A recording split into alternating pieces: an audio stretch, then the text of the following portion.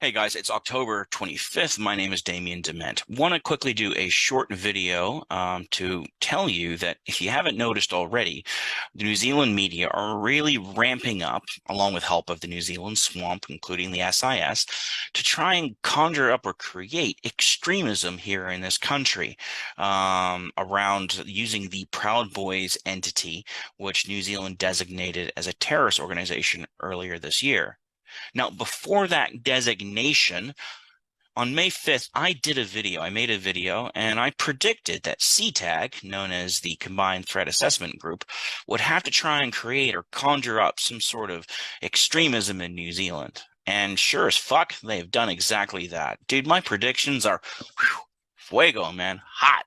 And it's not my problem I keep being right. But I do suspect at some point the New Zealand swamp, including the government and SIS, are going to get sick of me being right all the time, and they will try and arrest me. That's kind of why I do these videos, to call them out on what I see them doing ahead of time, so that when it comes to them actually doing anything to me, man, my evidence is already lined up. Plus, also knowing that I've seen the U.S. State Department twice regarding some of my findings, I'm also doing that to try and protect myself too, because I got to keep these people on their toes, y'all.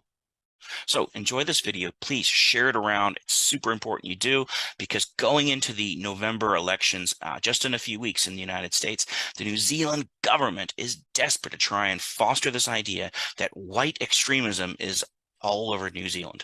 And it's not. It's absolute bullshit.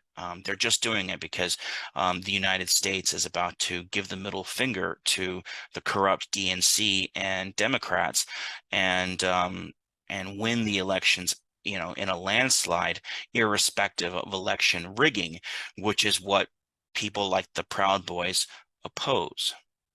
People like the Proud Boys oppose corruption. People like the Proud Boys oppose defunding the police. People like the Proud Boys oppose reducing penalties for law breaking that put police and citizens in harm's way. Proud Boys often are ex-servicemen or women, or ex-policemen or women, and they support the idea of a safe nation, not a lawless, crazy, free-for-all that's it's seemingly turning into. Even in New Zealand, where crime of all types has exploded, and it seems as though this government really doesn't have any appetite to try and stop it. It's eerily reminiscent of what is happening in the States. And this is something that New Zealand, as a government, apparently doesn't agree with. That's why they designated the New Zealand Proud Boys as a terrorist organization, because it's very loud. It's a very loud political voice of opposition in the United States. And some of the things that it calls out against the corrupt government there are abundantly true here in New Zealand. And so they need to preemptively try and stomp out any chance of that becoming a bigger sort of source of light or information for people. And so that's why anyone who apparently supports anything to do with Proud Boys is going to be treated like a terrorist in this nation. They completely forget that sticks and stones may break my bones, but words will never hurt me. And I'm a big fan of people who believe in the rule of law. And when you look at the complete opposite of the Proud Boys, you find Antifa.